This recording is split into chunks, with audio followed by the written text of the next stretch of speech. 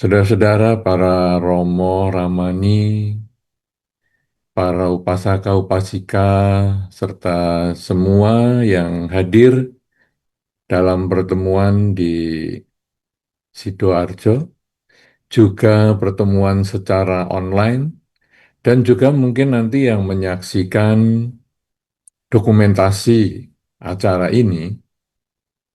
Satu kebahagiaan pada kesempatan ini kita bisa bertemu dan berbagi dhamma khususnya dengan para umat Buddha di Sidoarjo yang mungkin bagi saya ini merupakan pertemuan yang pertama kali karena memang sejak kegiatan umat Buddha di Sidoarjo saya memang pernah diundang tetapi tidak memiliki kesempatan ataupun kebetulan memang tidak sesuai waktunya ataupun hal-hal yang lain. Ada pertimbangan hal-hal yang lain sehingga saya tidak dapat berkumpul bersama secara langsung, tetapi tidak masalah karena hari ini karena adanya perubahan di dunia, salah satunya dengan media komunikasi, maka walaupun saya tidak hadir bersama dengan Anda secara langsung, tetapi tetap bisa bertemu dengan Anda secara online seperti sekarang ini. Dan tema kita pada kesempatan yang sangat bagus ini cocok sekali ya dengan situasi kita pada kesempatan sekarang, yaitu bagaimana kita menemukan kedamaian di tengah dunia yang berubah. Menemukan kedamaian di tengah dunia yang berubah. Tentu kita memahami bahwa di dalam Dhamma mengenal hidup itu berisi perubahan. Segala sesuatu di dunia ini selalu berubah. Karena itu, bagaimana bisa menemukan kedamaian di tengah dunia yang berubah? Apa sih yang berubah? Apa sebetulnya perubahan itu? Saudara-saudara semua, bahwa perubahan ini bukan hanya terjadi dalam waktu yang singkat, tetapi perubahan ini sudah ada sejak kebudayaan manusia mulai berkembang. Jadi dimulai dari ketika manusia masih berkumpul di goa-goa, kemudian menghidupkan api, kemudian kalau siang pergi mencari makan, kemudian kalau malam berkumpul di sekitar api unggun, kemudian mungkin penyanyi bersama, makan bersama, sampai waktunya istirahat, kemudian beristirahat juga. Nah, itu pada zaman-zaman awal.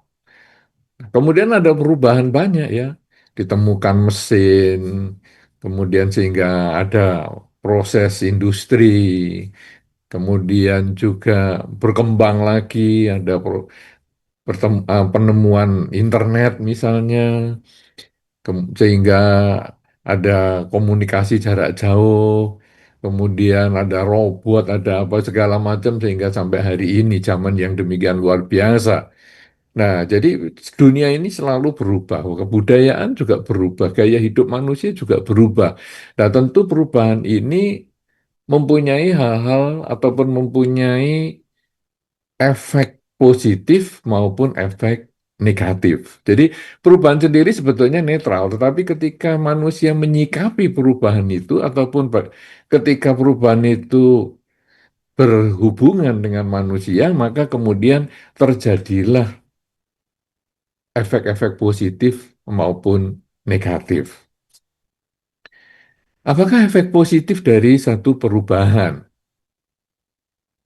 Yang paling umum adalah perubahan di bidang ilmu pengetahuan dan teknologi, iptek. Ilmu pengetahuan dan teknologi ini perubahannya sangat cepat luar biasa. Adanya kendaraan, kendaraan yang dulu berbahan bakar kayu bakar, kemudian bisa berubah menjadi bensin misalnya, kemudian bisa berubah lagi sekarang menjadi listrik, dan mungkin kemajuan ke depan masih ada. Ini perubahan yang di bidang ilmu pengetahuan dan teknologi ini manfaatnya besar.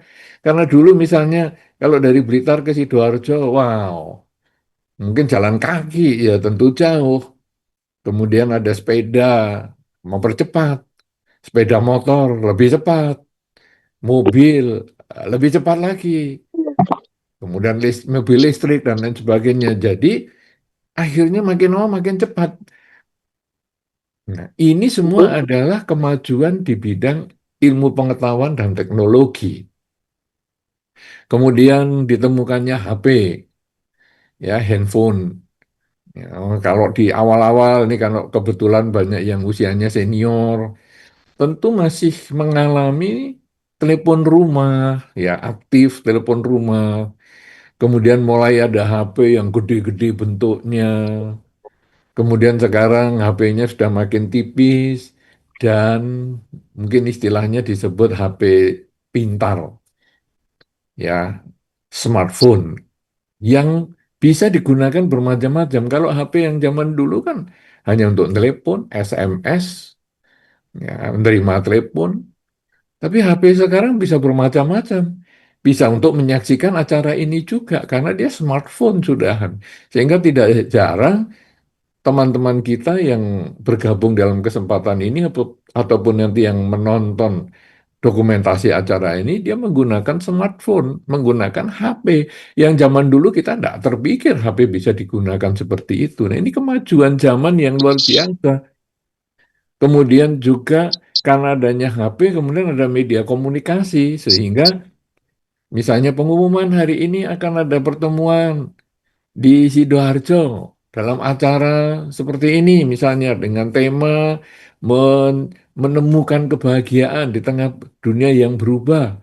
Wah, langsung di-share, dibagikan melalui HP dan langsung diketahui oleh banyak orang. Sehingga bisa banyak orang bergabung juga dalam acara ini. Ini semua adalah manfaat kemajuan ilmu pengetahuan dan teknologi ini bermanfaat banget. Kemudian juga manfaat perubahan dunia yang lain ini berhubungan dengan kesehatan. Ya, kita tahu kalau di Sidoarjo ini salah satu yang giat di dalam acara ini ya, ya mengusahakan atau membuka usaha dalam bidang obat ya misalnya. Jadi kemajuan di bidang kesehatan ini maju sekali. Dulu orang-orang kalau sakit, wah ya obatnya yang sederhana sekali.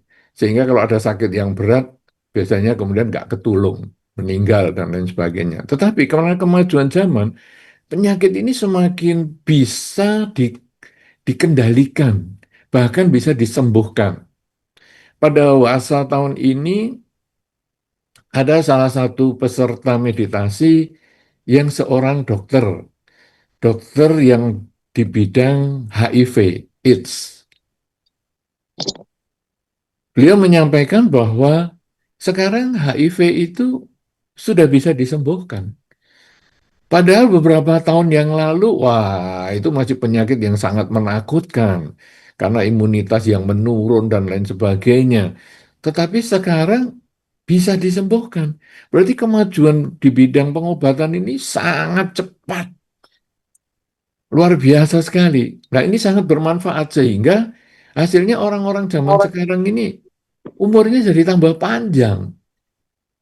Yang orang-orang dulu mungkin 30-40 tahun sudah meninggal. Sekarang, wah 50-60 masih muda, masih sehat, masih gagah, masih olahraga. Sehingga istilahnya harapan hidupnya itu menjadi lebih panjang lagi. Ini adalah karena kemajuan di bidang kesehatan. Kemudian juga ada kemajuan di bidang peningkatan efektivitas kerja. Jadi teknologi dan komunikasi tadi juga mempercepat ataupun membuat kerja kita menjadi lebih efektif. Misalnya penemuan robot. Robot yang dulu sangat sederhana sekali, dia hanya mengerjakan sesuatu yang rutinitas, Misalnya ngambil barang dari sini, pindah ke sebelah sana, ngambil dari sini, pindah ke sebelah sana. Ini robot yang sangat rutin. Kemudian itu juga berkembang menjadi robot yang bikin nasi goreng, mie goreng itu yang hanya muter saja. Kemudian dia masuki bumbu, dia ngaduk terus. Kemudian dimasuki nasinya, dimasuki bumbu dan lain sebagainya, ada kecap dan sebagainya, dia ngaduk-ngaduk terus, sudah terus ditinggal dituang, sudah jadi nasi goreng, mie goreng, dan lain sebagainya. Itu yang robot-robot sederhana. Kemudian mulai berkembang pada pabrik-pabrik kendaraan yang menggunakan robot, pabrik-pabrik HP yang menggunakan robot, sehingga dikenal dengan pabrik gelap. Bukan gelap karena ilegal atau tanpa izin, tapi gelap karena nggak ada lampu, karena nggak perlu lampu lagi. Robotnya nggak perlu lihat. Seperti manusia kan buka mata untuk lihat pakai lampu. Kalau robot tinggal gelap aja malam 24 jam dia kerja tanpa lampu, tanpa apa, ya sudah persis terus. Nah, itu adalah kemajuan yang membuat orang lebih cepat ataupun bekerjanya lebih efektif. Nah, dari kemajuan-kemajuan yang bersifat positif itu, dunia yang berubah ini tentu akan mengakibatkan hal-hal yang negatif. Satu contoh tadi misalnya, penemuan di bidang ilmu pengetahuan dan teknologi, menemukan HP. Wah, hasilnya HP itu juga jadi ada negatifnya untuk orang-orang tertentu ya. Misalnya, dia sangat melekat dengan HP-nya. Dari pagi sampai tengah malam dia pegang HP terus. Apalagi dengan media sosial dan sebagainya. Wah, dia kirim media sosial ke sana, nulis ke sini, komen ke sana, ke sini, dan lain sebagainya. Hasilnya apa? Ya, dia akhirnya jam kerjanya menjadi sedikit sekali, bahkan males kerja. Bahkan lebih parah lagi, dia punya gangguan di bidang konsentrasi. Mungkin istilahnya adalah ADD, Attention Distraction Disorder. Jadi ada gangguan memusatkan konsentrasi. Kenapa? Karena HP itu kalau kita suka, kita nonton. Tapi begitu nggak kita suka, geser. Jadi kita nggak ada kesabaran. Jadi geser, geser. Kalau zaman dulu, misalnya masih nonton televisi, televisi belum ada remote-nya, bagi beberapa orang senior yang rambutnya sudah beruban tentu masih ngalami, dulu itu channelnya cuma satu. Ataupun kalau mau dua, kita harus maju, putar channelnya secara manual. Itu kita kadang-kadang mau maju aja males. Ya sudah kita tungguin aja.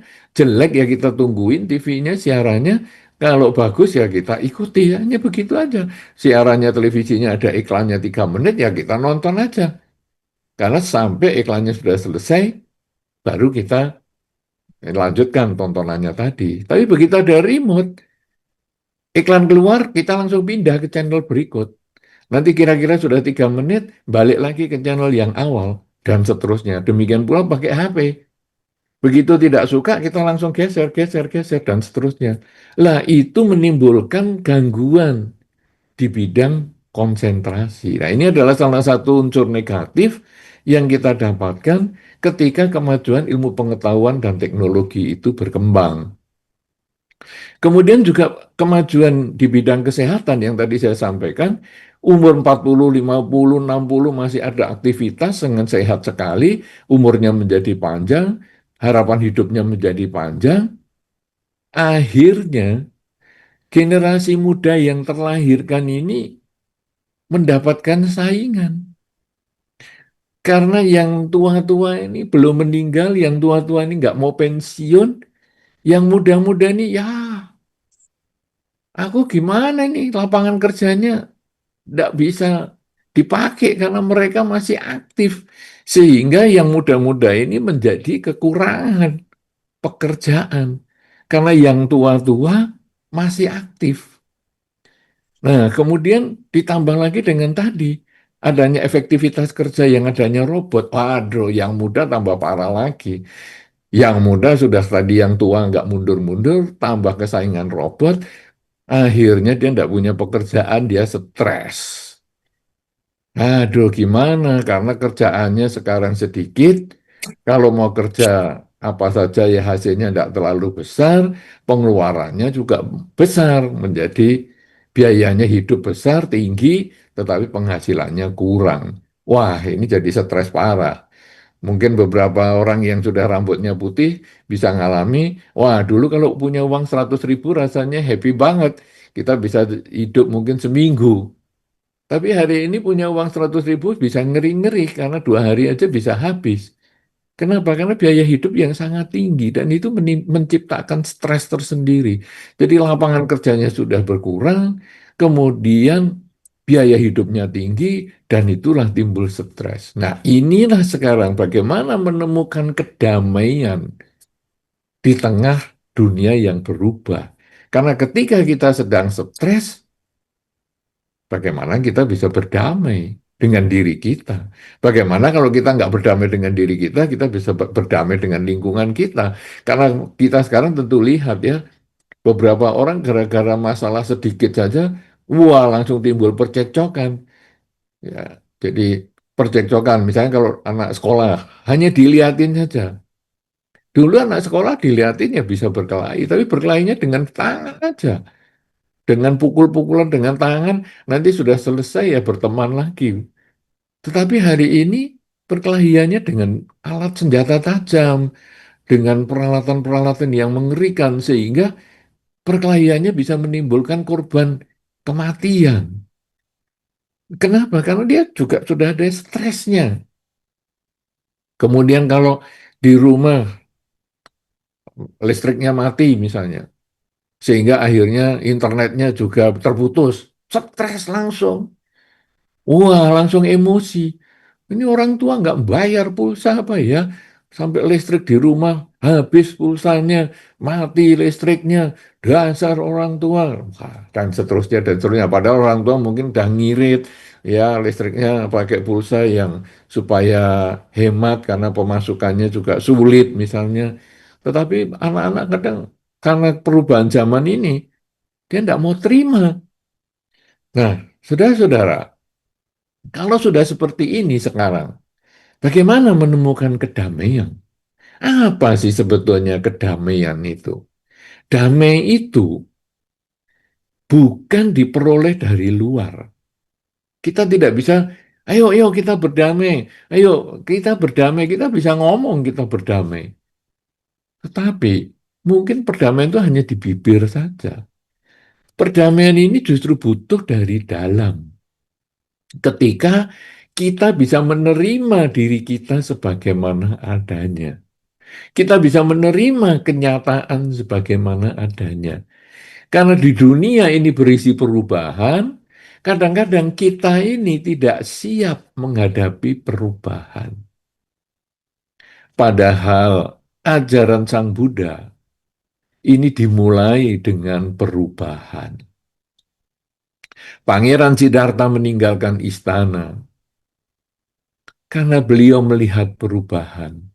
Ada tua, ada sakit, ada mati. Beliau kemudian bertanya kepada Cana, kusirnya yang mengantar beliau keluar dari istana. Apa itu? Mereka itu ngapain? Oh, mereka itu tua, sakit, dan mati. Loh, apa saya bisa tua, sakit, dan mati? Cana mengatakan, bisa, Pangeran. Anda bisa tua, sakit, dan mati. Dari situ Pangeran Siddhartha kemudian merenung, lah hidup ini kan berisi perubahan. Harta yang demikian banyak saya sebagai pangeran tidak akan bisa menyelesaikan perubahan ini. Istana yang banyak ini juga tidak bisa mengatasi perubahan. Kekuasaan yang demikian besar sebagai pangeran bahkan raja pun tidak bisa mengatasi perubahan. Dan itu gara-gara perubahan itulah Pangeran Siddhartha keluar dari istana untuk bermeditasi dan akhirnya menjadi Buddha. Dan Buddha itu adalah yang menemukan bahwa sebetulnya perubahan ini pasti terjadi, tetapi sikap mental kita menghadapi perubahan itu yang paling penting. Tua, sakit, dan mati. Kalau fisik, kita bisa tua, kita bisa sakit, bisa mati. Tetapi benda-benda di sekitar kita pun bisa tua, sakit, dan mati. Rumah bisa tua, menjadi reot, bisa sakit, akhirnya retak di sana, retak di sini, perlu diganti gentengnya, perlu diganti talangnya, perlu diganti instalasi listriknya. Dan rumah pun bisa mati, yaitu rubuh. Ketika ada gempa bumi, rubuh. Ketika ada banjir besar seperti yang sekarang terjadi di Sumatera misalnya, hancur rumah-rumah. Itu semua bisa mengalami tua, sakit, dan mati. Semuanya selalu berubah. Dan Pangeran Siddhartha menemukan bahwa sebetulnya yang membuat manusia stres ketika menghadapi perubahan, yang membuat dia tidak bisa menerima perubahan adalah keinginannya sendiri. Dia ingin selalu tetap mempertahankan yang dicintai, dan dia ingin tetap menolak yang dibenci. Ketika dia cinta dengan kemudaannya, dia cinta dengan kekuatan fisiknya, maka ketika dia mengalami tua, mengalami sakit, dia stres. Ketika cinta pada kemudaan, kemudian dia keluar uban sebagai tanda-tanda tua, keriput di mukanya, maka dia stres. Stres karena tidak bisa melihat perubahan, berpisah dengan yang dicinta. Dan ketika dia tidak suka bertemu dengan orang yang tidak menyenangkan, tetapi dia harus bertemu, maka dia juga stres. Kenapa aku harus ketemu dengan dia? Kenapa aku harus kumpul dengan dia? Kita nggak suka ketemu dengan anjing, kita nggak suka ketemu dengan kecoa, kita nggak suka ketemu dengan cicak misalnya, maka kita langsung stres ketika mereka datang di sekitar kita, karena kita tidak mau bertemu dengan yang tidak kita suka. Nah, padahal cicak bisa datang, tua bisa datang, uban bisa datang, sakit bisa datang, kecoa bisa datang. Jadi apa yang tidak kita sukai bisa datang, dan apa yang kita sukai bisa terlepas dari diri kita. Nah, kalau kita tidak mau menerima kenyataan ini, kalau kita tidak mau berdamai dengan kenyataan ini, maka tidak ada kedamaian di dalam diri kita. Nah, sekarang bagaimana kita harus bisa berdamai dengan diri kita? Bagaimana kita harus bisa berdamai dengan perubahan ini? Mulailah kita sedikit demi sedikit menyadari perubahan kecil di dalam diri kita. Perubahan yang kecil-kecil saja. Misalnya, kita sekarang sering bertanya pada diri sendiri, saat ini saya sedang apa? Kata saat ini saya sedang apa itu membuat kita selalu sadar bahwa hidup kita ini berisi perubahan. Saat ini saya sedang apa? Sedang duduk. Beberapa menit kemudian tanya lagi, saat ini saya sedang apa? Sedang duduk, oke. Tapi mungkin beberapa menit kemudian kita sedang berjalan setelah selesai duduknya. Setelah selesai apa yang kita kerjakan waktu duduk, kemudian kita berjalan. Kemudian kita tanya, saat ini sedang apa? Sedang jalan. Kemudian jalannya sudah selesai, nyampe di satu tempat, kita berdiri. Saat ini saya sedang apa? Sedang berdiri. Oh, sudah berdiri. Kemudian selesai pekerjaan berdiri, berjalan lagi. Saat ini saya sedang apa? Berjalan. Kemudian selesai berjalan, duduk. Saat ini saya sedang apa? Duduk.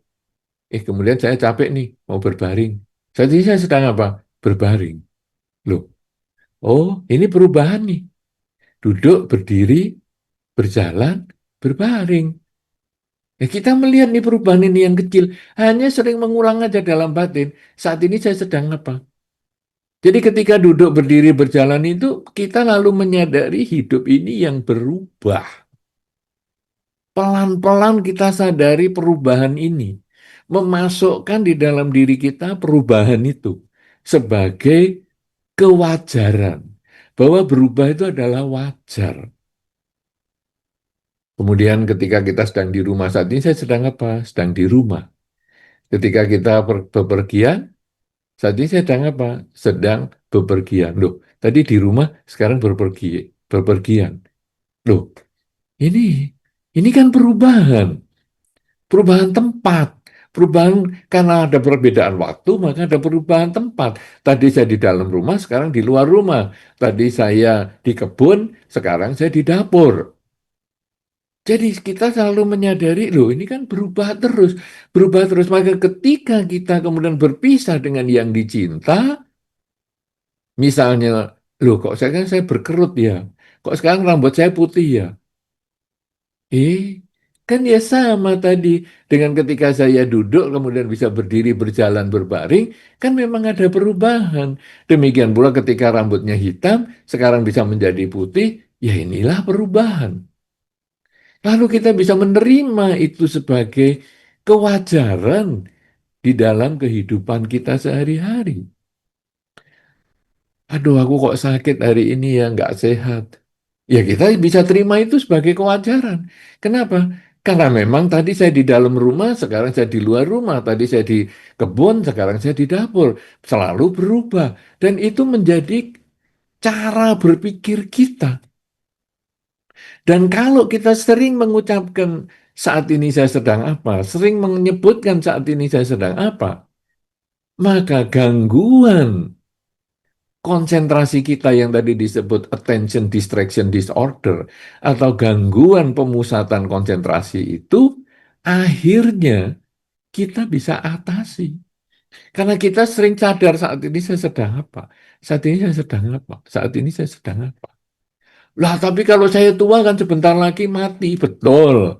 Itu kan berikutnya. Yang pertama kita harus terima saat ini saya bisa tua, saat ini saya bisa sakit, saat ini semuanya berubah. Yang saya cintai bisa berpisah dari diri saya, yang saya tidak sukai bisa bertemu dengan saya. Tetapi saya sadar bahwa ini semua berubah. Kalau sekarang sudah saya sadari seperti itu, kelanjutannya apa? Kalau sekarang saya tahu bahwa yang saya cintai ini satu ketika berpisah dengan diri saya, maka selama saya masih berkumpul dengan yang saya cintai, saya berusaha membahagiakan mereka yang saya cintai, agar ketika terjadi perpisahan, saya tidak ada lagi penyesalan karena saya sudah membahagiakan orang yang saya cintai. Ketika saya berkumpul dengan orang tua saya, ketika saya berkumpul dengan pasangan hidup saya, ketika saya berkumpul dengan keluarga saya, mereka satu ketika pasti berpisah dengan saya. Apakah mereka yang pergi meninggalkan tempat ini, atau saya yang harus pergi meninggalkan tempat ini, baik meninggalkan tempat ini maupun meninggalkan dunia ini, meninggalkan kehidupan ini. Karena itu, mumpung masih hidup, mumpung masih berkumpul, saya harus memberikan kebahagiaan untuk mereka, kebahagiaan untuk keluarga, kebahagiaan untuk pasangan hidup, kebahagiaan untuk sanak saudara, kebahagiaan untuk teman-teman semua, sehingga ketika berpisah dengan yang dicinta, tidak ada lagi penyesalan. Demikian pula ketika saya akan bertemu dengan yang tidak saya sukai. Misalnya saya tidak suka tokek, saya tidak suka anjing, saya tidak suka kecoa ataupun kelabang ataupun apa saja saya tidak suka. Itu teman saya yang sekarang jadi musuh tetangga saya dan sebagainya. Saya nggak suka. Mumpung saya belum ketemu dia, saya harus memancarkan pikiran cinta kasih saya dengan mengucapkan semoga dia bahagia, semoga semua makhluk bahagia. Karena saya mengerti di dalam Dhamma, kebencian tidak akan berakhir dengan kebencian. Tetapi kebencian justru akan berakhir dengan cinta kasih. Ketika saya belum ketemu dengan kecoa, ketika saya belum ketemu dengan cicak ataupun tetangga saya yang menjengkelkan, saya sering mengulang dalam batin, semoga semua makhluk bahagia, semoga semua makhluk bahagia. Sehingga ketika ketemu dengan mereka, yang ada di dalam pikiran kita bukan lagi ketidaksukaan, tetapi saya bisa mengucapkan, semoga engkau bahagia, semoga semua makhluk bahagia. Jadi ketika kita belum bertemu dengan yang tidak kita suka, kita mengulang di dalam batin, semoga semua makhluk bahagia. Agar ketika ketemu dengan yang tidak disuka, kita bisa mengulang kalimat itu dan membuat batin kita menjadi tenang dan damai. Ketika kita belum berpisah dengan yang dicinta, kita bertekad untuk membahagiakan siapapun juga, apapun juga di sekitar kita, agar di dalam kehidupan bersama dengan mereka yang kita cintai dan kita sayangi, kita akan selalu menjadi sumber kedamaian, sumber kebahagiaan. Dengan cara seperti ini, maka kita bisa menemukan kedamaian, bahkan kita bisa mewujudkan kedamaian, bahkan kita bisa memberikan kedamaian, kita bisa memancarkan kedamaian di tengah-tengah dunia yang berubah. Karena perubahan itu adalah kewajaran. Dan kita begitu bisa menerima perubahan itu sebagaimana adanya, kita mempersiapkan diri sebelum perubahan itu terjadi, apa yang harus kita kerjakan. Kalau ingin berpisah ataupun kalau suatu ketika memahami bahwa pasti berpisah dengan yang dicinta, maka mumpung masih ketemu, bahagiakanlah mereka. Dan ketika kita menyadari bahwa suatu ketika kita pasti bertemu dengan yang tidak disuka, maka pancarkanlah pikiran cinta kasih agar pada saat pertemuan itu datang, kita telah siap dengan batin yang penuh kedamaian. Dengan cara yang seperti ini, saudara-saudara, perubahan di dalam dunia apapun juga, di masa lalu, di masa sekarang, maupun di masa depan, sikap mental kita dapat tetap terbina. Walaupun perubahan itu menimbulkan efek positif maupun negatif, tetapi yang kita munculkan di dalam diri kita adalah selalu pikiran yang baik. Sehingga pikiran yang baik ini, pikiran yang penuh cinta kasih, pikiran yang selalu mengusahakan kebahagiaan untuk mereka yang kita cintai dan kita sayangi, ini akan menambah kebajikan di dalam kehidupan kita, sehingga kehidupan kita ini menjadi penuh kebahagiaan, penuh kedamaian, dan setelah meninggal pun kita dapat terlahir di alam bahagia. Inilah yang perlu saya sampaikan di dalam pertemuan pada kesempatan ini, bahwa mendengar dhamma pada waktu yang sesuai, itulah berkah utama.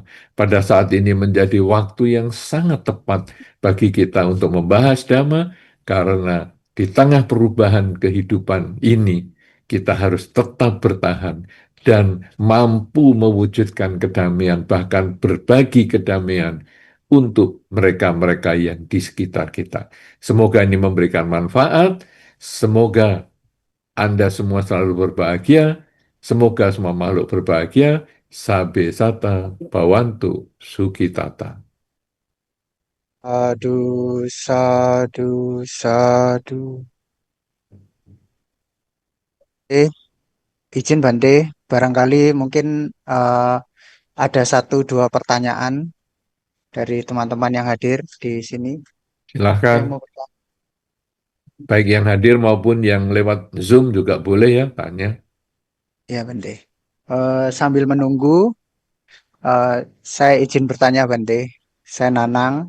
Em, Kalau tadi Bante menjelaskan tentang bagaimana kita menyikapi perubahan, kita mengetahui bahwa ketika berpisah dengan yang dicintai itu eh, rasanya sangat sedih gitu Bante. Kita sudah memahami itu karena belajar Dhamma, tapi begitu peristiwa itu terjadi, misalnya kejadiannya bahkan sudah bertahun-tahun yang lalu, ditinggal apa ya berpisah dengan orang tua yang sangat disayangi, tapi rasa kehilangannya itu masih terasa gitu. Nah, itu apakah ada saran dari Bante bagaimana praktek untuk melatih agar batin kita siap untuk menghadapi perubahan yang semacam itu? Terima kasih Bante. Baik, terima kasih atas pertanyaannya. Sebetulnya tadi saya sudah sampaikan, yaitu kita dimulai dengan menerima perubahan yang kecil-kecil. Jadi kita menyadari saat ini saya sedang apa? Duduk, berdiri, berjalan, duduk, berdiri, berjalan, berbaring, dan seterusnya. Itu sebetulnya menanamkan di dalam pikiran kita bahwa hidup ini adalah perubahan. Sehingga ketika kita berpisah dengan yang kita cintai, katakanlah tadi dalam pertanyaan ini adalah orang tua kita misalnya. Kita yang pertama adalah menyadari dulu bahwa ya memang mereka tidak kekal, sama dengan diri saya. Satu ketika saya juga pasti akan meninggal. Orang tua sekarang sudah meninggal, ya sudah. Nah, tapi kesedihannya muncul nih, gimana ya kok saya masih sedih? Nah, sekarang kemudian kita lalu merenung. Apakah sedih itu bisa menyelesaikan masalah? Apakah sedih ini dapat membantu diri kita ataupun orang tua kita? Justru kalau di dalam Dhamma, kemudian kita lalu merenung. Nah, kan di Dhamma diajarkan bahwa kalau kita sekarang mengenang orang yang telah meninggal, kita kirim jasa. Kita berbuat baik atas nama yang meninggal. Karena kalau kita hanya bersedih saja, sebetulnya kita itu hanya menyesali diri kita sendiri. Jadi, kenapa sih saya sedih ditinggal orang tua? Iya, saya ini belum bisa membahagiakan orang tua. Nah, jadi kita menyesali diri kita sendiri yang pula belum punya kesempatan membahagiakan orang tua kita. Atau ya saya sedih orang tua masih belum cukup lama berkumpul dengan saya. Nah ini berarti saya masih sedih dengan diri saya sendiri yang belum cukup lama berkumpul dengan orang tua. Nah sekarang di dalam Dhamma justru ketika kita teringat orang yang meninggal, maka kita lakukan pelimpahan jasa. Jadi kita sekarang kepikir, aduh orang tua, ya, ditinggal orang tua. Sedih juga ya. Ya sudahlah, hari ini saya mau berbuat baik untuk orang tua. Lah, perbuatan baik untuk orang tua apa? Ya, baca parita. Ya, seperti sekarang ini, misalnya membaca parita, meditasi, kemudian kita limpahkan jasanya. Habis selesai membaca parita, selesai meditasi, kemudian kita mengucapkan kalimat, semoga dengan kebajikan yang saya lakukan pada kesempatan ini akan mengkondisikan mendiang ayah, ibu, dimanapun kau berada, semoga engkau berbahagia. Nah ini baru lebih tepat. Karena pada waktu saya membaca parita, saya bermeditasi, saya berbuat baik. Karena saya menghindarkan pikiran, ucapan, dan perbuatan saya yang dari hal yang buruk. Sehingga waktu membaca parita dan meditasi, saya melakukan kebajikan. Kemudian ketika saya melimpahkan jasa kepada mendiang, saya telah berbuat baik yang lain lagi. Jadi karena saya sudah berbuat baik, saya limpahkan jasanya, saya menambah kebajikan untuk saya sendiri. Tetapi ketika mendiang di dalam kondisi yang mampu menerima pelimpahan jasa, dan mendiang berbahagia, maka kita bertambah lagi kebajikannya, tapi sekaligus menolong mendiang.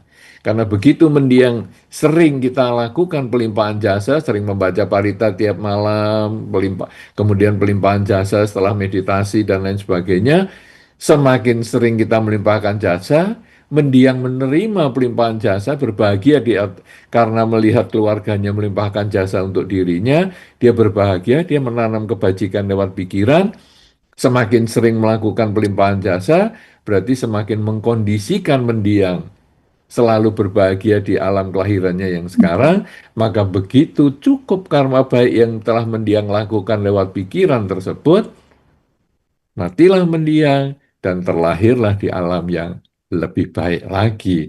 Nah, sehingga rasa kehilangan kita itu harus kita jadikan motivasi, motivator, supaya kita menambah, mempersering, melakukan kebajikan kepada mendiang. Kalau dalam hal ini, karena sedih ketika ditinggal oleh orang yang kita sayangi. Jadi kita lakukan pelimpahan jasa terus. Tetapi kita juga menyadari, misalnya itu bersifat fisik kita, mungkin sakit, mengalami tua, sakit, dan mati sendiri kita, maka kita juga lalu merenung, hidup ini adalah perubahan. Dengan selalu menyadari saat ini saya sedang apa, duduk, jalan, berdiri, berbaring. Oh, selalu berubah, berarti ada sehat, juga ada tidak sehat. Ya, ada pertemuan, ada perpisahan. Kalau gitu, mumpung masih sehat, saya lakukan hidup saya dengan sebaik-baiknya untuk menambah kebajikan. Mumpung masih ada kehidupan, saya harus berbuat baik semaksimal mungkin. Sehingga kematian datang, saya sudah siap. Mumpung ketika masih bertemu dengan orang yang saya cintai, saya harus tambah kebajikan. Supaya ketika yang saya cintai ini satu ketika meninggalkan saya sudah tidak ada penyesalan. Jadi seperti itu ya. Jadi tadi sudah saya jelaskan, tapi ini saya tambah lagi supaya menambah jelas hal-hal yang telah disampaikan sebelumnya. Itu cara melatihnya seperti itu. Jadi sedikit, sedikit, sedikit karena kemampuan itu tidak bisa diperoleh secara langsung ya, tetapi butuh latihan dikit-dikit-dikit dengan latihan sadar setiap saat. Begitu, Romo Nanang ya. Sepertinya ini beliau Romo ini. Oke.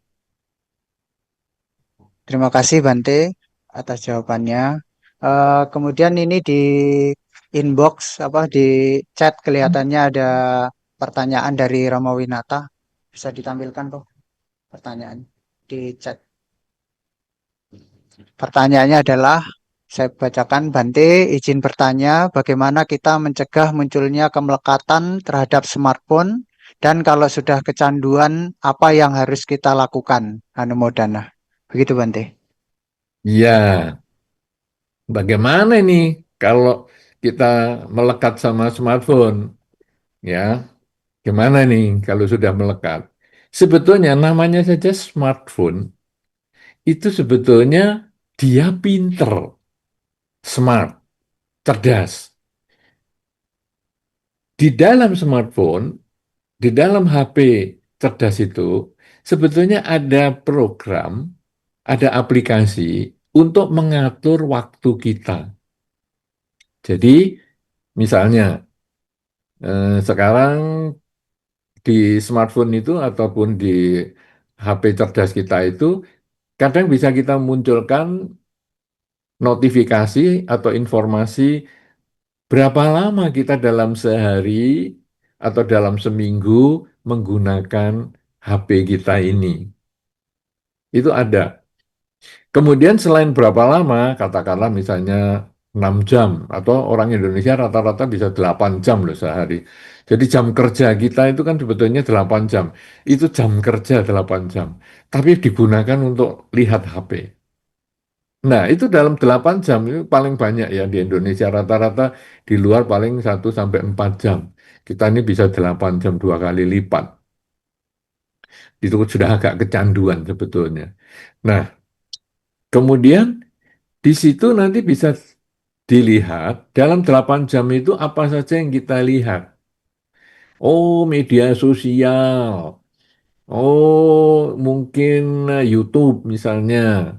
Atau mungkin video ini itu. Itu bisa bisa ada semacam rinciannya, detailnya.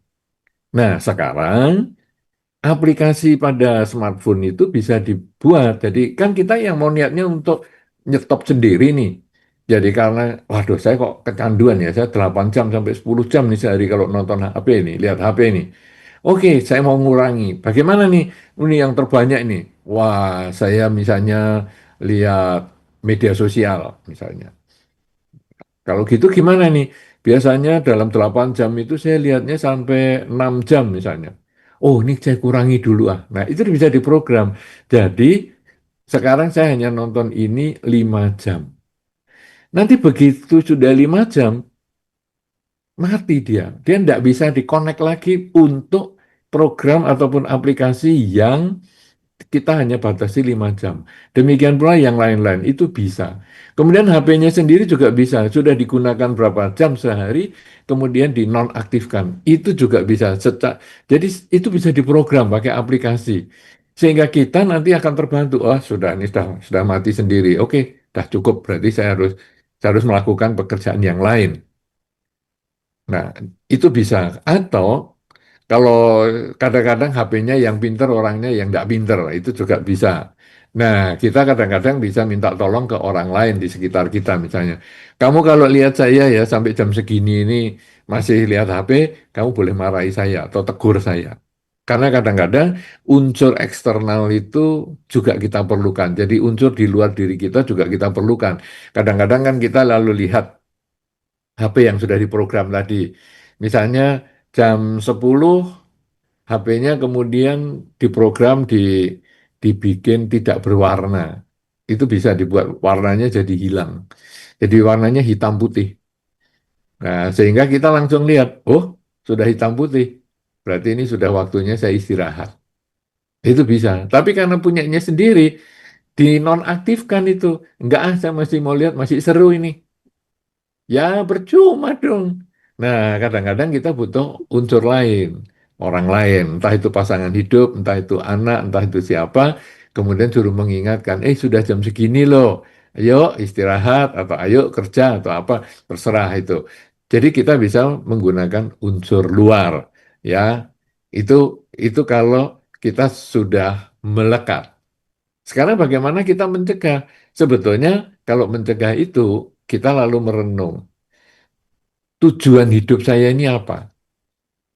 Jadi saya dalam hidup ini saya memiliki tujuan hidup apa? Dalam rumah tangga, dalam pekerjaan. Nah, HP ini gunanya untuk apa? Apakah HP ini untuk mencapai tujuan hidup itu?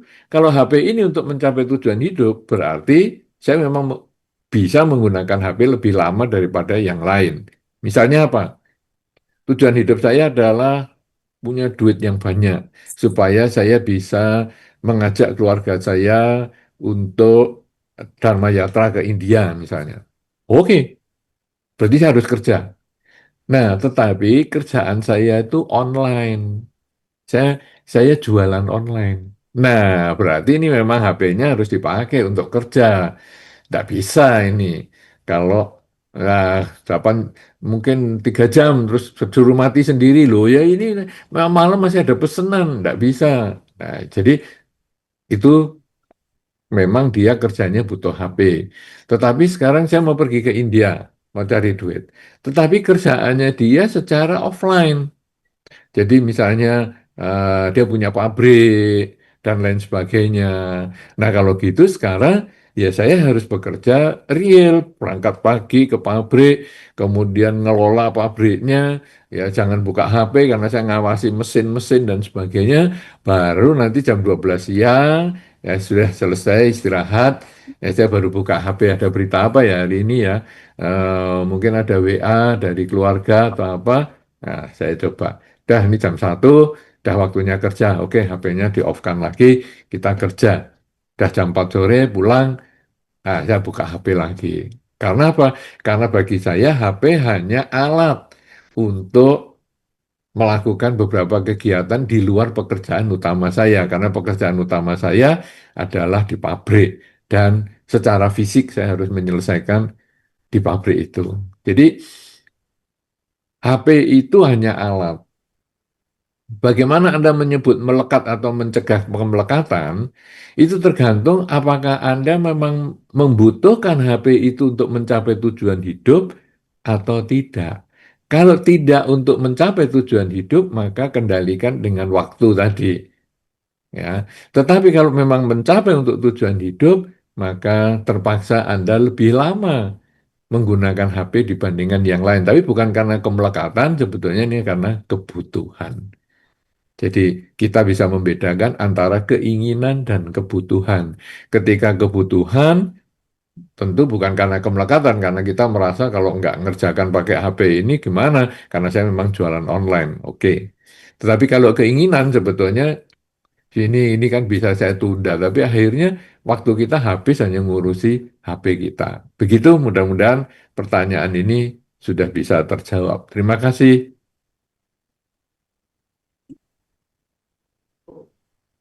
Cukup. Oh, ada pertanyaan.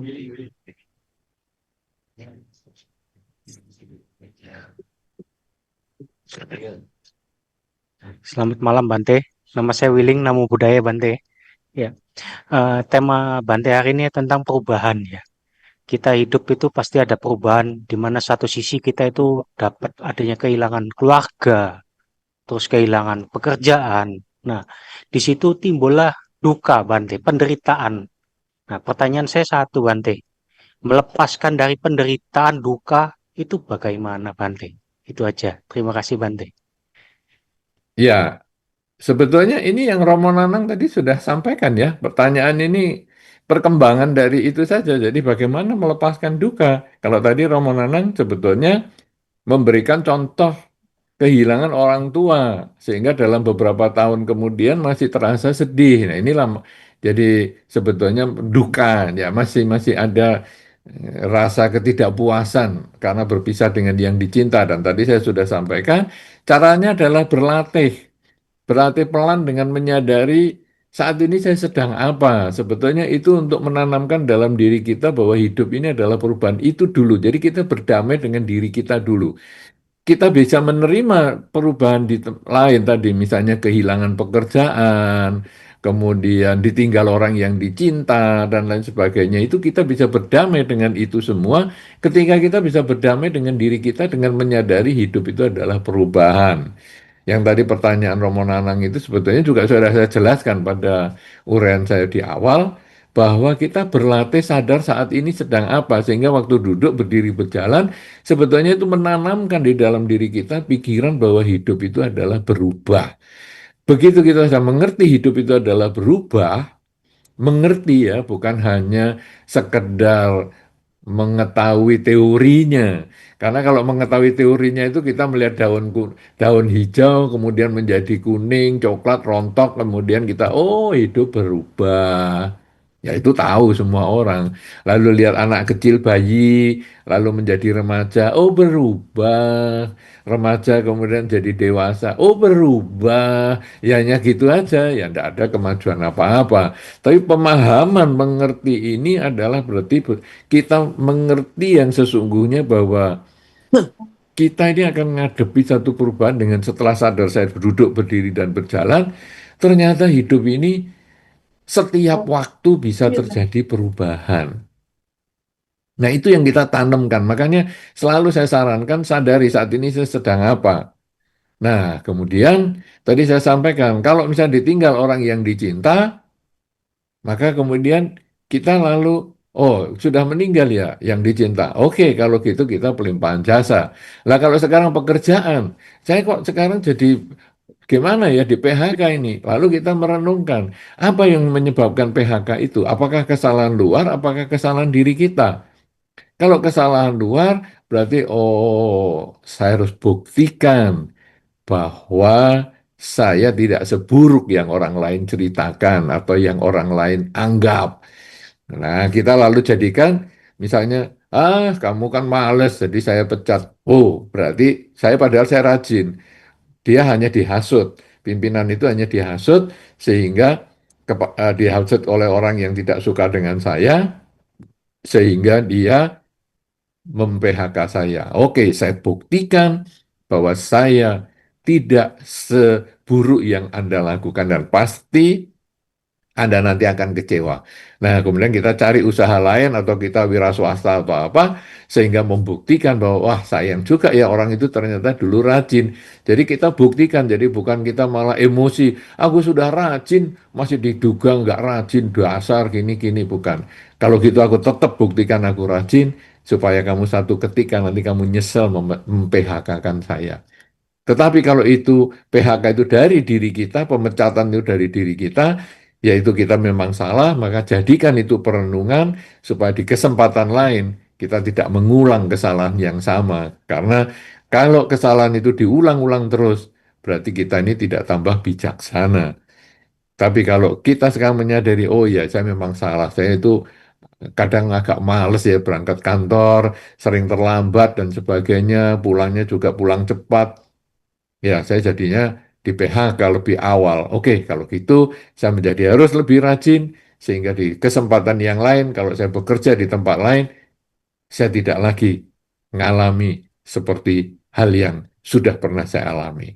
Nah, jadi artinya bahwa kita berdamai dengan diri kita yang selalu berubah karena waktu itu selalu membuat kita selalu ada perubahan. Kemudian mencari hikmah atas perubahan yang terjadi. Kalau perubahannya positif, tingkatkan. Kalau perubahannya negatif, perbaiki.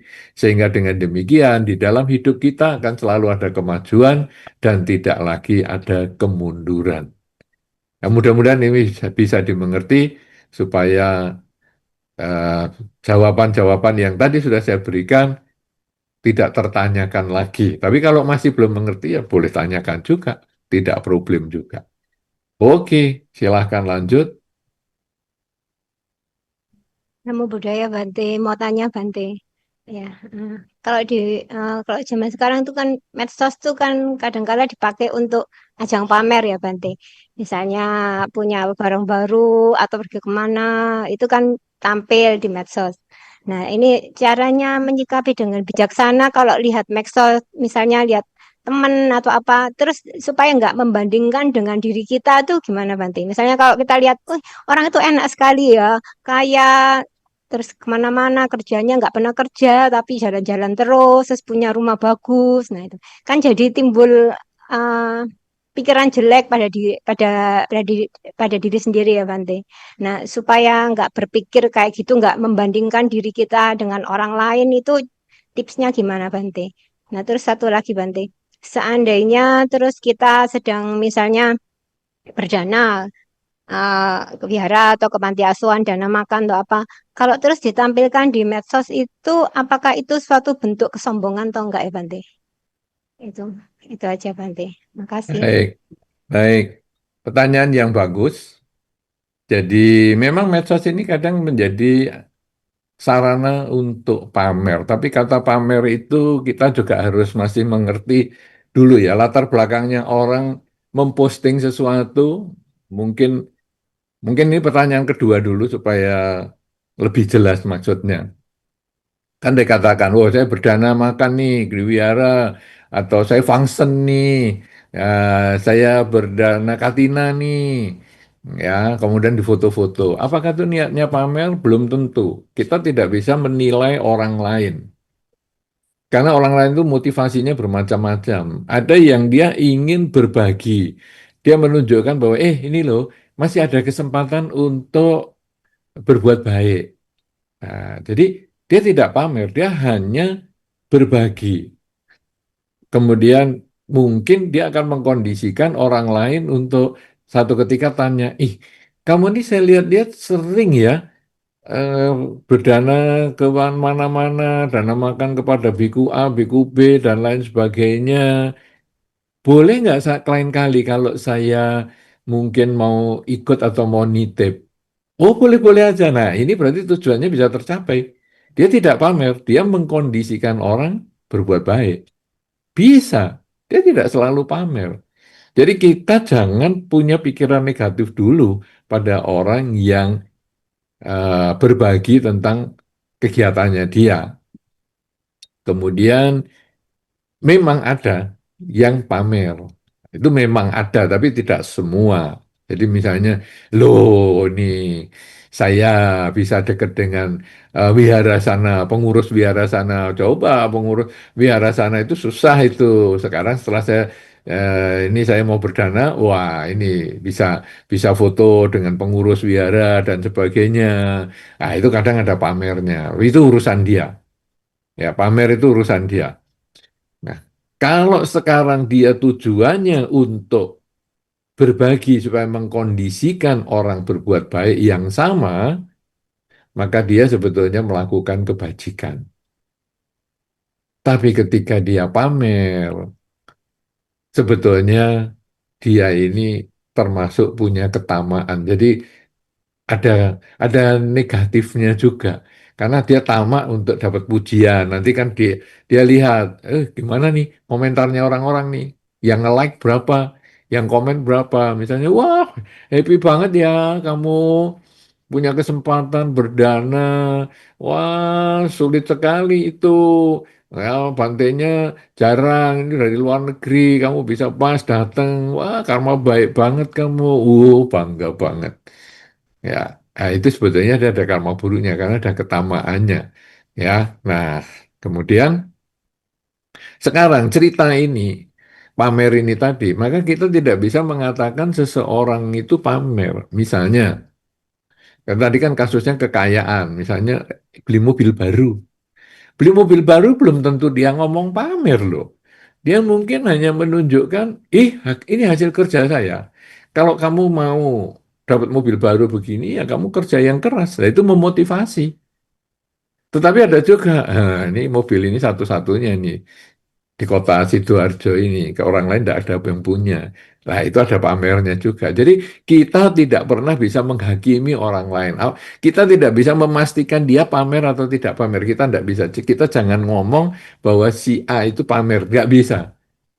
Kita hanya bisa menghakimi diri kita sendiri. Saya pamer atau tidak. Ketika saya mengupload sesuatu, misalnya ini saya buka apotek baru, saya barusan renovasi apotek, pamer atau tidak? Itu tergantung pikiran kita. Orang lain tidak bisa menilai kita karena motivasinya beda-beda. Nah, jadi itu yang harus kita terima dulu bahwa kita tidak pernah bisa menghakimi orang lain karena kita bukan dia. Kita tidak tahu niat awalnya dia dan kita tidak bisa bertanya, "Kamu pamer ya?" "Enggak, aku enggak pamer, aku cuma memotivasi orang." Nah, sudah. Nanti kamu memotivasi orang? "Enggak, biar aja orang tahu bahwa saya beli giwang baru." Ya, itu bisa bolak-balik karena berdasarkan omongan yang tahu persis dia pamer atau tidak adalah diri kita sendiri. Yang tahu seseorang itu pamer atau tidak sewaktu mengepus, ya, mengirimkan atau mengupload satu kegiatan, itu sebetulnya hanya dirinya sendiri. Dia tidak bisa. Orang lain tidak bisa. Nah, karena kita tidak bisa menilai orang lain, maka jangan membiarkan pikiran kita itu negatif ketika melihat orang lain memasang foto-foto tertentu. Kenapa? Karena itu adalah iri hati kita sendiri. Ketika kita mengatakan, si A pamer, itu sebetulnya kita ada iri hati. Kita sudah membuat karma buruk. Karena belum tentu si A pamer. Ada orang, misalnya, dia level pendapatan sehari Rp5.000. Dia kerja keras, dia dapat Rp5.000. Begitu dia dapat 7.000, dia senengnya luar biasa dan dia mengatakan, "Weh, aku dapat Rp7.000." Bagi orang yang biasa pendapatannya 5.000, orang itu akan mengatakan, "Pamer kamu lebih banyak daripada saya, langsung pamer." Itu iri hati. Bagi orang yang pendapatannya itu sudah 20.000, lihat orang ngomong 7.000, ya biasa-biasa aja. Dia tidak merasa terganggu apa-apa. Dia juga tidak punya pikiran negatif apa-apa. Tidak perlu membanding-bandingkan juga dengan dirinya. Nggak perlu. Sehingga kalau tadi pertanyaannya, loh, ada orang pamer mobil, jalan-jalan ke luar negeri. Kalau yang dipameri atau kalau niatnya pamer kan urusannya dia, kita nggak pernah tahu. Tapi bagi orang yang melihat medsosnya itu, sudah biasa pergi ke tempat itu sampai bosan-bosan, bahkan punya rumah di tempat itu, yang dia anggap ke luar negeri itu, dia merasa ya biasa-biasa aja, dia lihat itu, oh oke, oke. Tapi kalau ada kalimat tertentu yang memang tujuannya pamer, "Ayo, aku bisa loh sampai sini, siapa di antara kalian yang bisa sampai tempat ini?"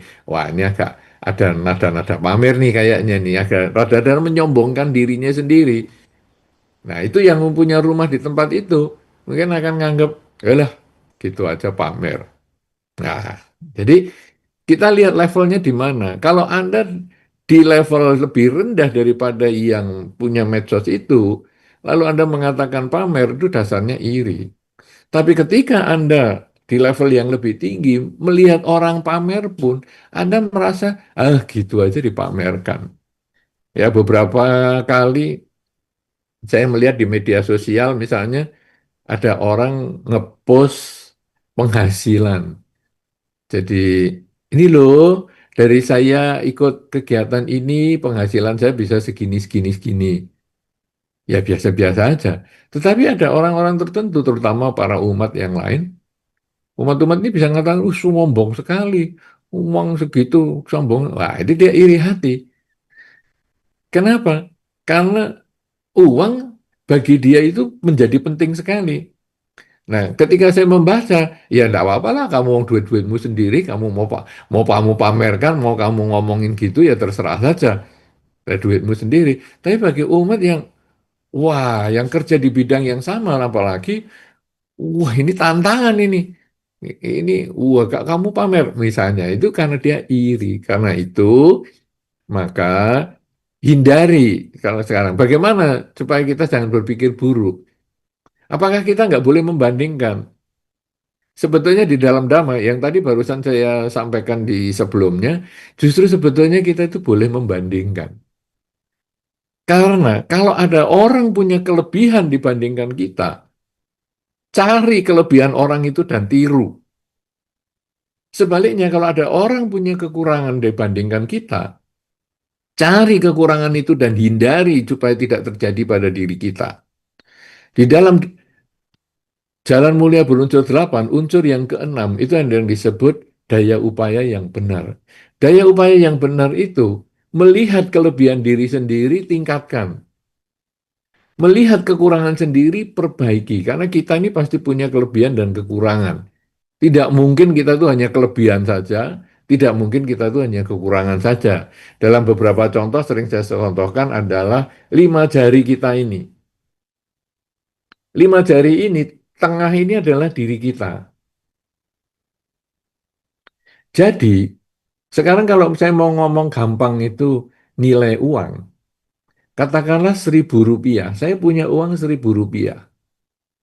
Begitu saya melihat ke jari ke bawah menuju kelingking, 1.000 rupiah saya ini dibandingkan dengan 500 rupiah, dibandingkan dengan 100 rupiah, saya menjadi yang paling tinggi dan saya bisa sombong. Saya paling hebat. Ya, karena dibandingkan dengan yang lebih kecil. Tapi ketika saya bandingkan ke menuju ke ibu jari, 1.000 rupiah ada orang yang punya 2.000 rupiah, ada orang yang punya 5.000 rupiah. Saya menjadi kecil.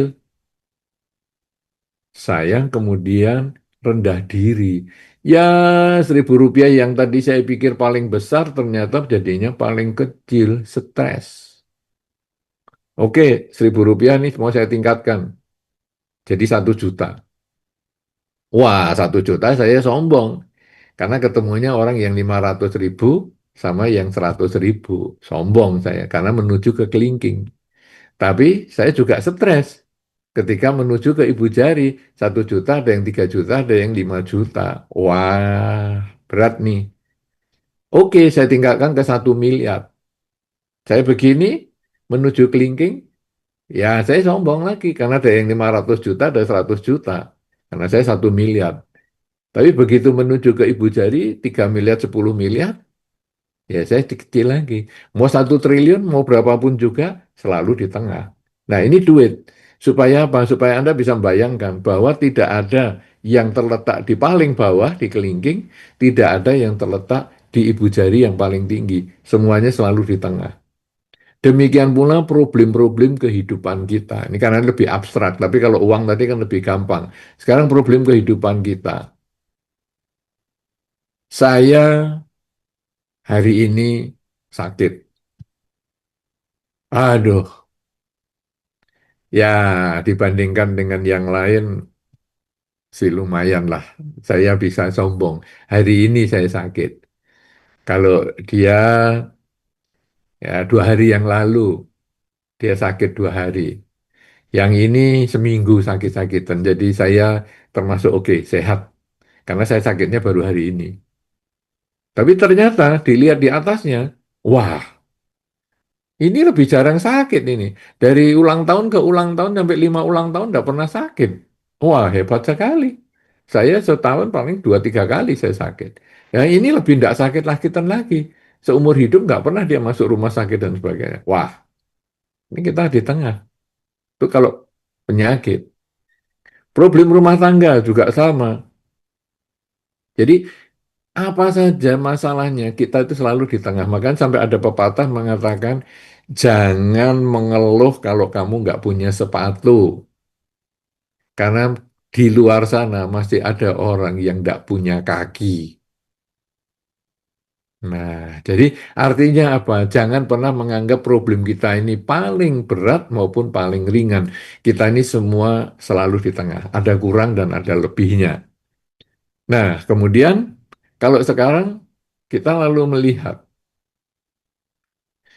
kurang lebih seperti itu.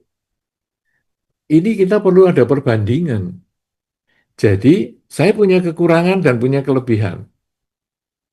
Kalau sekarang saya bandingkan di sini, saya punya kelebihan. Wah, berarti saya memang sudah lebih semangat nih. Kalau tadi ngurus uang lagi ya, 1.000 berarti ini 500 dan ini 100. Wah, berarti aku ini sudah lumayan nih. Sudah lebih giat daripada mereka kerjanya. Kalau gitu, kelebihanku ini, aku harus tambah giat, lebih giat, dan paling giat. Nah, sekarang dibandingkan yang lain, waduh, ini 1 juta, eh, se- 1 juta, ini 2 juta, ini 5 juta. Waduh, aku masih ada kekurangan. Apa sih kelebihannya mereka?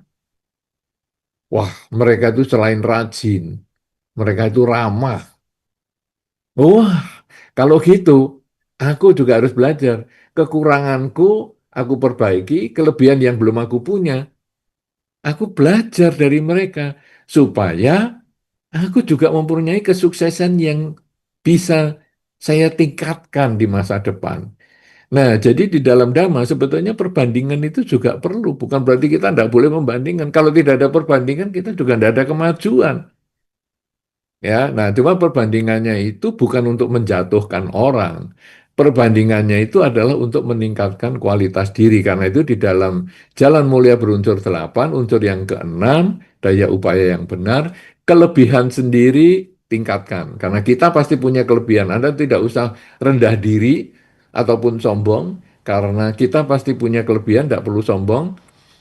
Tingkatkan kelebihan kita. Cari kenapa kita bisa ada kelebihan itu apa saja. Anda boleh tanya sama orang-orang yang mencintai Anda, menyayangi Anda untuk tanya, apa sih yang membuat kamu sayang sama saya? Karena itulah kelebihan kita. Tapi kita juga punya kekurangan, ya. Nah, jadi kita juga harus tanya kepada orang-orang yang nggak suka sama kita. Nah, itu biasanya kalau di Indonesia ya tanyanya lewat orang lain. Coba kamu tanyakan pada si A. Kenapa sih si A itu kok benci sekali sama aku? Nah, nanti dia akan keluar kata-kata karena kita gini gini gini gini. Itu kekurangan kita, perbaiki. Kelebihan tingkatkan, kekurangan perbaiki.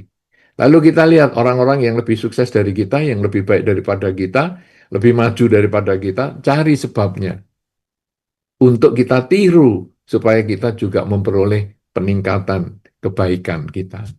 Dan kita juga melihat orang-orang yang tidak sesukses kita, orang yang menderita, orang yang tidak banyak kemajuannya, kemudian kita cari juga sebabnya kenapa, supaya kita bisa hindari di masa depan. Dengan demikian, kalau kita jalankan jalan mulia berunsur 8 unsur yang keenam ini, maka yang ada adalah kemajuan, dan yang kemunduran, kegagalan, itu bisa kita hindari atau kita kurangi. Jadi bukan berarti kita tidak boleh membandingkan. Kita bisa membandingkan tetapi dengan kebijaksanaan. Ya, mudah-mudahan ini bisa bermanfaat.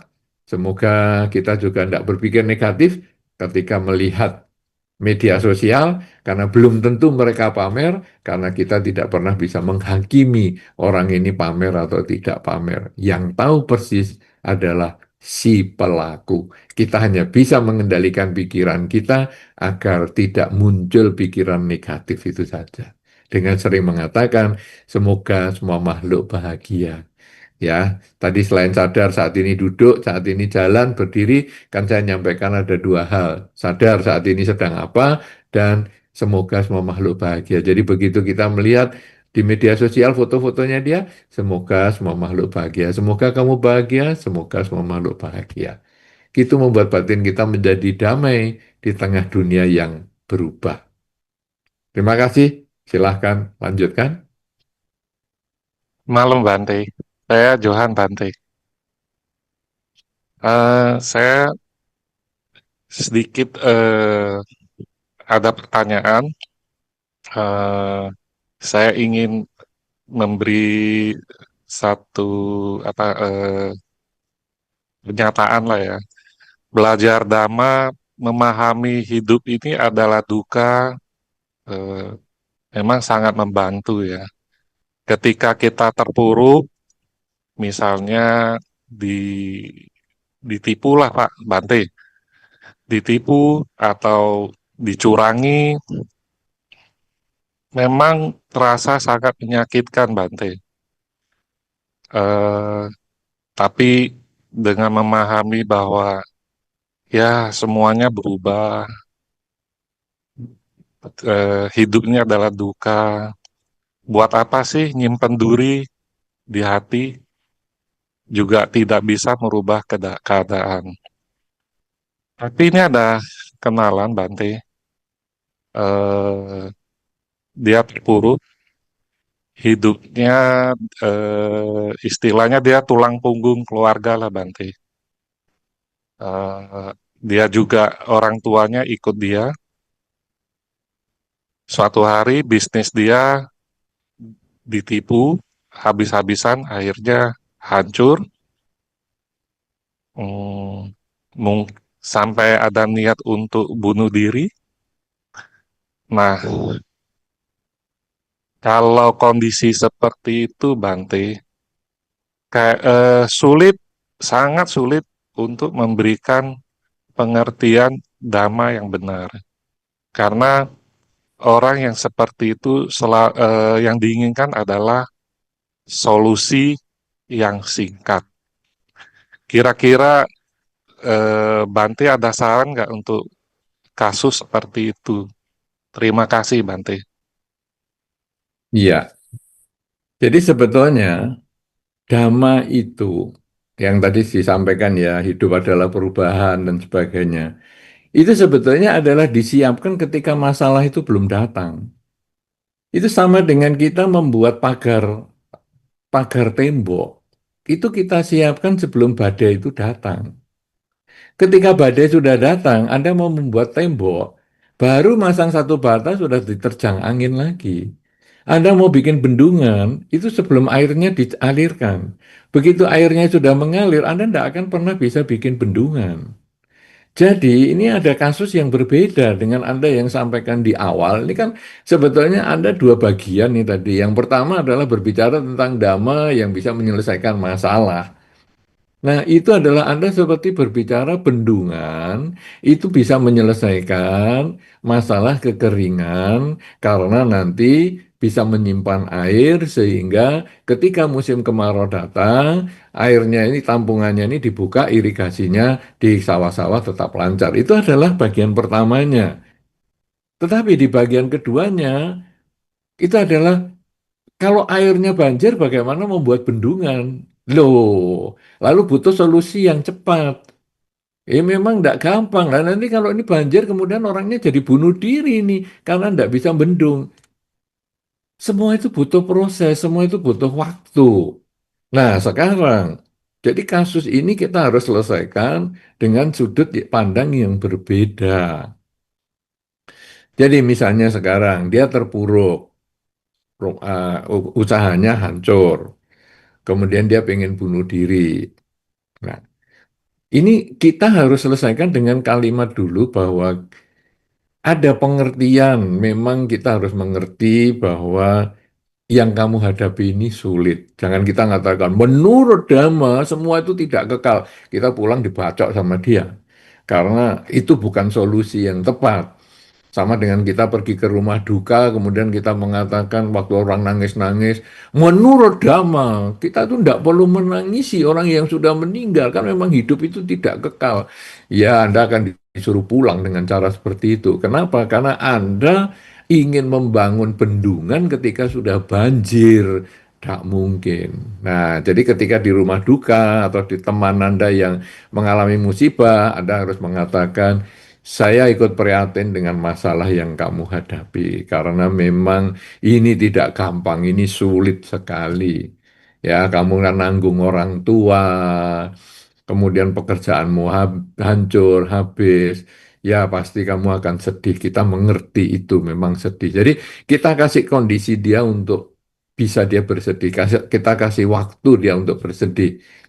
Kemudian kita mengatakan, cuman kalau kamu sudah 3 4 hari gini sedih, terus malah mau bunuh diri, apa kamu tidak kasihan sama orang tuamu?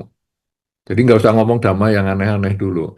Jadi apa kamu tidak kasihan? Ini kan orang tuamu, ini kan kamu yang nanggung. Kalau kamu bunuh diri, apa enggak kamu seperti lari dari masalah? Karena nanti malah hasilnya orang tuamu siapa lagi yang nanggung? Coba kamu jadikan orang tuamu ini sebagai motivatormu. Jadi hidup ini kan kata Bante kemarin ya waktu pertemuan itu kan kita seperti jari tengah. Jadi kesulitan kita itu memang berat ya. Usahamu hancur, orang tua ketika ini yang kamu tanggung dan sebagainya. Tapi sebetulnya kita tuh masih di tengah. Kenapa bisa demikian? Terus kita cantik contoh tadi itu yang uang 1.000 ke bawah dan ke atas itu. Jadi sebetulnya di dunia ini juga banyak loh problem-problem yang mirip dengan kamu atau ada yang lebih berat. Memang ada yang lebih ringan juga. Misalnya usahanya ditipu orang, tapi orang tuanya kaya raya. Ya langsung beres. Nggak usah bunuh diri, langsung orang tua kasih duit, beres. Nah, terus ada lagi orang lain yang lebih hebat lagi. Bukan hanya orang tuanya yang kaya, kakak-kakak adik-adiknya juga sukses semua. Wah, kamu pasti beres. Itu memang ada yang seperti itu. Tapi ada juga loh yang menderita, ya orang tuanya rumahnya pun tidak punya, cuman kontrakan. Kemudian ada juga yang orang tuanya malah stroke. Jadi akhirnya dia ini sudah tidak punya biaya, tidak punya penghasilan, tapi dia harus nanggung orang tuanya yang stroke dan sebagainya. Ini ada. Jadi kamu jangan selalu melihat hidupmu itu paling menderita. Sebaliknya kalau ada orang sukses ya kamu jangan menganggap hidupmu itu selalu paling bahagia. Semua itu adanya di tengah. Nah kita pelan-pelan kita sampaikan seperti itu. Nanti butuh beberapa waktu lagi. Jadi solusi cepat itu ini gaya-gaya HP solusi cepat. Ya itu kalau saya nggak suka seret ganti. Model apa itu? Ya nasi goreng aja ya butuh waktu untuk menggoreng. Jadi tidak bisa dengan main cepat begitu. Lah itu kan ada mie instant. Mie instant itu prosesnya sudah menjalani panjang di pabriknya. Sehingga begitu dikasih air panas dia langsung instant. Tapi dia tidak instant. Dia butuh waktu 5 menit, 10 menit untuk dicom air panasnya itu. Nah, jadi solusinya juga butuh lambat. Jadi kita kasih pengertian pelan-pelan, pelan-pelan, pelan-pelan. Nah, tapi ini aku butuh duit ini. Bagaimana? Nah, gini, sekarang apa masih ada aset, masih ada apa. Jadi kita pelan-pelan kasih solusi. Terus tidak menurut dhamma, enggak main itu. Tapi pakai logika dulu. Baru nanti kalau sudah selesai masalahnya, yo kita belajar dhamma. Supaya nanti ya kita tidak mengharap ya, tapi kalau satu ketika ada masalah lagi kita menjadi lebih siap. Kenapa? Karena dhamma itu belajar pelepasan dari awal. Yaitu kita sadar saat ini sedang duduk, berdiri, berjalan. Kalau kita duduknya tidak mau melepas, maka kita tidak pernah bisa berdiri. Kalau berdirinya tidak mau melepas, kita nggak pernah bisa jalan. Kalau jalannya nggak pernah mau dilepas, maka kita juga nggak pernah berbaring. Kenapa kita bisa seperti itu? Karena kita selalu tiap prosesnya bisa melepas. Dan seterusnya, dan seterusnya, dan seterusnya, itu butuh waktu panjang. Jangan main instan karena itu bagian dari kebiasaan menggunakan HP. Nah ini saran saya seperti itu. Tentu kalau sekarang sampai dia sulit sekali dan sebagainya, ya tentu butuh profesional untuk ngatasi. Misalnya Anda Anda carikan psikolog atau apa yang untuk menenangkan dia. Ya, jadi ya mesti ada yang menolong. Karena kalau tidak, dia bunuh diri sungguhan. Atau Anda minimal menemani saja supaya dia tidak bunuh diri. Karena di dalam banyak pengertian ada orang bercerita ataupun ada semacam penelitian. Ketika orang sedang stres dan dia bisa menceritakan masalahnya kepada orang lain, maka masalahnya akan berkurang 25% walaupun belum terselesaikan sama sekali. Dan orang yang diceritakan pun atau yang mendengar cerita itu pun dia tidak memberikan solusi, tetapi ketika dia bisa berbagi masalah, berkurang 25%, bebannya itu berkurang. Ini mungkin yang perlu saya sampaikan. Jadi cara-cara dhamma itu butuh waktu. Sama dengan Sang Buddha sendiri ya. Sang Buddha kalau misalnya pernah satu ketika ketemu dengan seorang penggembala, kemudian eh, Pak Sang Buddha melihat pada pagi hari bahwa gembala ini bisa mencapai pencerahan. Tapi gembala ini karena satu dan lain hal dia datang ke acaranya Sang Buddha terlambat. Jadi di acara itu Sang Buddha pindah patah, kemudian makan dan biasanya ceramah dhamma. Tetapi si gembala ini karena satu dan lain hal dia terlambat. Nah, sehingga Sang Buddha sudah selesai semua, mau ceramah damai, tapi orang ini belum datang. Maka Sang Buddha menunggu dulu.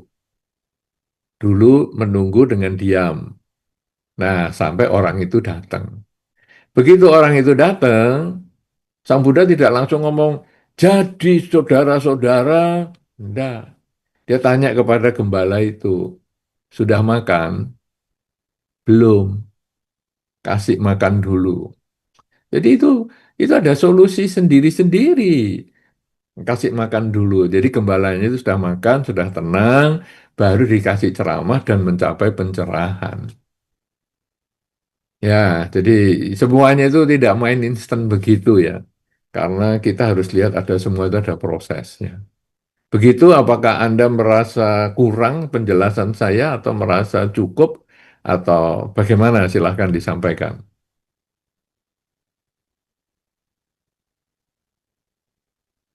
Infonya cukup, Bante. Oh, oke. Baik. Baik, ini ada titipan pertanyaan, Bante. Saya membantu membacakan. Bante, saya mau tanya, saya ada masalah dengan istri dan anak. Istri dan anak pergi dari rumah setelah kami bertengkar. Istri dan anak pergi ke orang tuanya. Saya sudah minta maaf dan pergi ke rumah orang tuanya, tapi istri dan anak marah-marah mengusir saya. Saya dilaporkan ke polisi, katanya KDRT, tapi karena tidak terbukti, laporan ini tidak berlanjut. Saya heran anak istri dan sangat beribadah ke gereja dan sangat manut dengan Pak Pendeta. Tapi sikap istri dan anak kasar dan tidak menghargai saya sebagai orang tua. Saya sudah berusaha introspeksi diri, tapi anak dan istri tidak mau menerima. Pak Pendeta, istri saya sudah sangat saya hubungi, tapi tidak bisa menjadi penengah. Sekarang saya jadi malas ke gereja, merasa hidup saya sia-sia, terutama semua anak tidak menghargai saya. Sebaiknya apa yang bisa saya lakukan untuk memperbaiki keadaan, pikiran supaya hidup merasa damai, walaupun masalah keluarga tetap bulat. Nah, begitu Bante pertanyaannya. Baik. Masalah yang dihadapi ini cukup berat ya. Jadi kan kita dalam masyarakat sudah tahu bahwa hidup dalam berkeluarga, apalagi sudah punya anak tentu terjadi hubungan yang cukup dalam, ikatan batin yang cukup dalam, sehingga ketika pasangan hidup pergi, tentu menjadi satu hal yang agak menjadi ada ganjelan di dalam diri. Dan sikap Anda sudah benar, yaitu Anda menjemput pasangan dan anak di rumah orang tua mereka atau di rumah orang tua istri maksudnya dan kakek nenek anak-anak itu sudah betul. Nah, tetapi mereka belum mau pulang.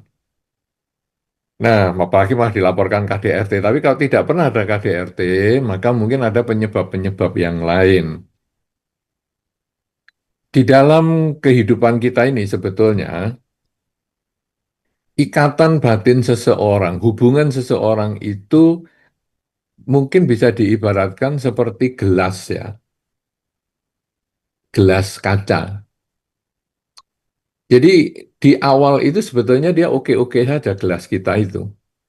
Hubungan dengan seseorang, dengan pasangan hidup, dengan klien, dengan siapapun juga, itu adalah seperti gelas kaca. Ketika hubungan ini lancar baik-baik, maka gelas kaca ini bisa dipakai untuk bertahun-tahun, untuk minum, untuk apa saja, berbagai macam hal. Tetapi begitu hubungan ini ada problem, apapun problemnya, maka gelas ini menjadi retak. Masih bisa dipakai, tapi dia retak. Kalau gelas ini sudah retak, Anda mau tempel dengan cara gimana pun, dia itu sebetulnya retak juga, sudahan. Sudah ada cacatnya. Artinya, ketika kita sudah ada rasa saling percaya, tapi kemudian salah satu itu ada problem, atau problem itu bisa muncul kedua-duanya karena itu hukumnya sebab dan akibat. Karena kamu begitu, maka saya begini, atau sebaliknya karena saya begini, maka kamu begitu.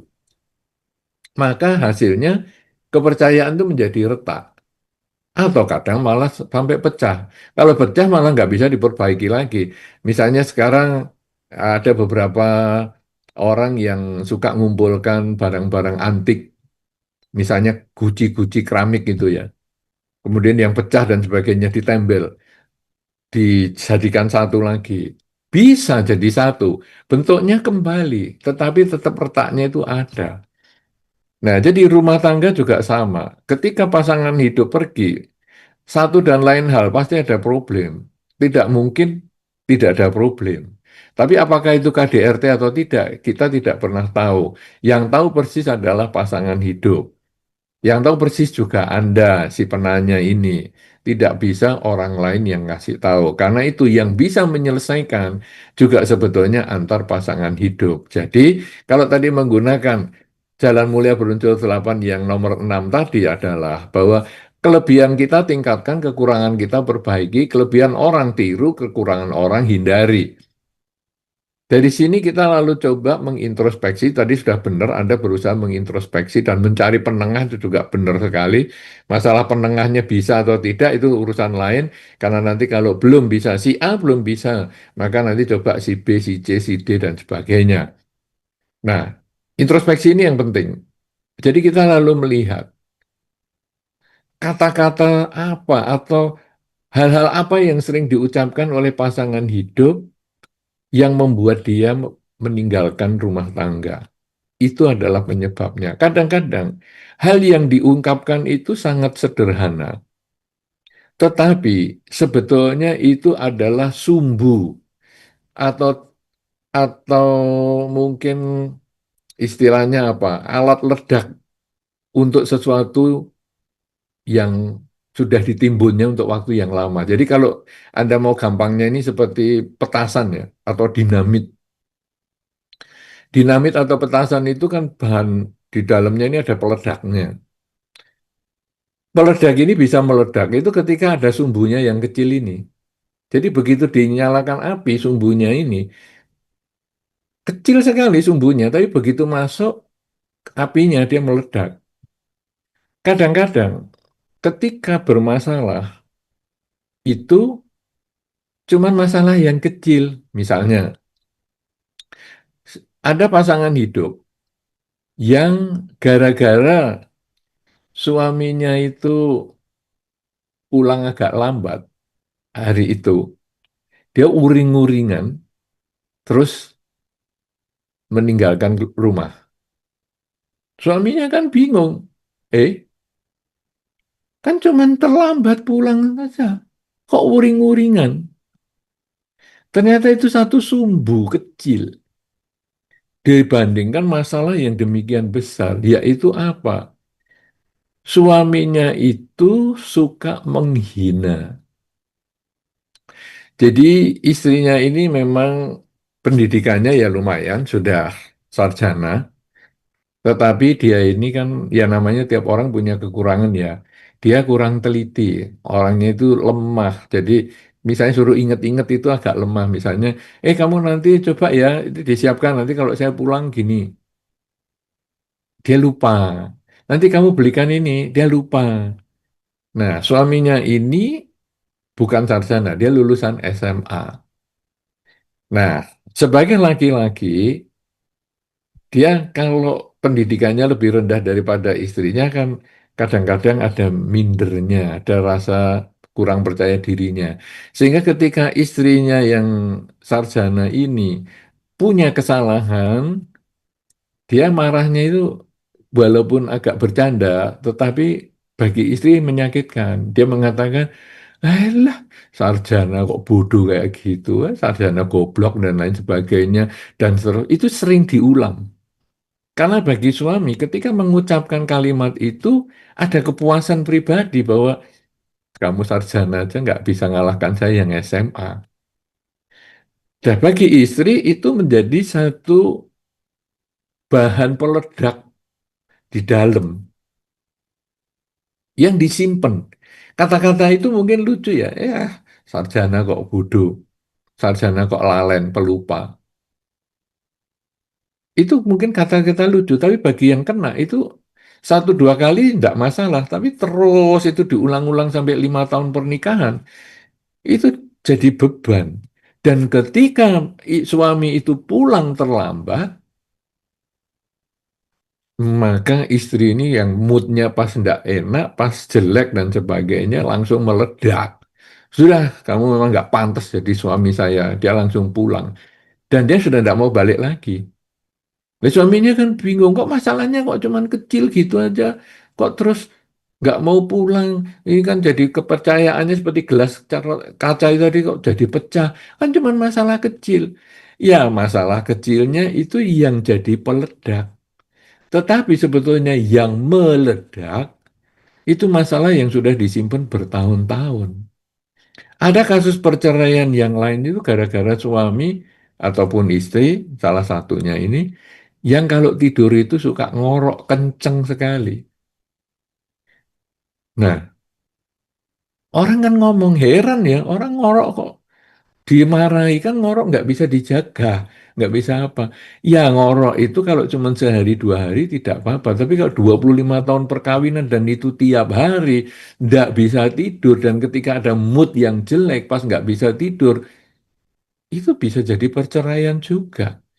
Nah, jadi banyak kasus kita tidak bisa menyepelekan dan kita tidak bisa menghakimi orang lain gitu aja kok seperti itu. Maka yang paling benar adalah introspeksi itu benar banget. Nah, kemudian juga dengarkan kata-kata apa yang paling sering dia omongkan pada waktu sebelum pergi ada percekcokan. Itu yang harus diperbaiki. Dan perbaikan itu butuh waktu. Kenapa? Karena gelas yang retak itu mau sampai kapanpun dia tidak bisa utuh lagi. Jadi, kalau kita sudah memperbaiki dan kita sudah misalnya berjanji, kamu kasih waktu saya setengah tahun bahwa saya sudah berubah dibandingkan yang kamu katakan dulu. Oke, penuhi kata-kata itu.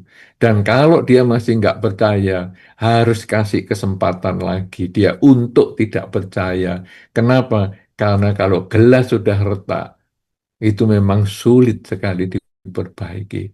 Karena itu saran saya untuk pasangan ini, teruslah introspeksi, dengarkan ataupun ingat-ingat dengan baik apa yang istri pernah sampaikan dulu, juga kadang dia ngomongnya sama anak tuh loh bapakmu gini gini gini, dengarkan baik-baik dan coba perbaiki dan butuh waktu karena itu mengubah sifat, mengubah kebiasaan diri sendiri dan itu tidak gampang. Kadang-kadang kita maunya seperti HP yang instan. Aku sudah berubah loh ini 2 minggu, masa sih kamu nggak mau balik?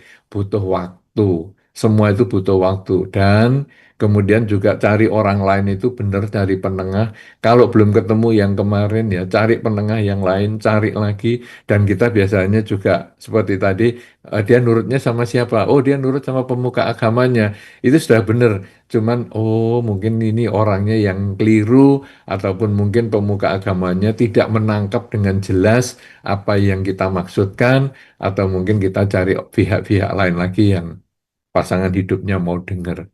Jadi, apa yang sudah Anda lakukan itu sudah benar. Tinggal butuh waktu untuk bisa menyelesaikan masalah ini.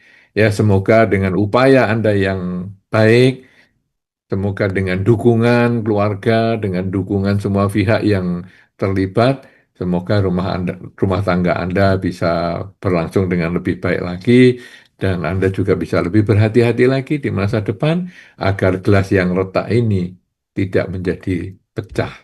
Saya kira demikian, mudah-mudahan semua harapan baik dapat menjadi kenyataan. Terima kasih dan Terima mungkin kasih ini Bante. menjadi pertanyaan terakhir sebelum kita tutup acaranya ya. Bante, izin Bante, di chat kelihatannya masih ada satu pertanyaan. Barangkali masih boleh Bante. Ya, coba satu lagi boleh. Terakhir ya. Ya, ya dari enggak dia.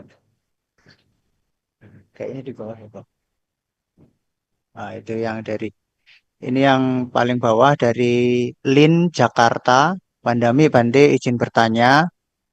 Satu, bagaimana mengatasi perasaan dimanfaatkan orang saat senang berbuat kebaikan.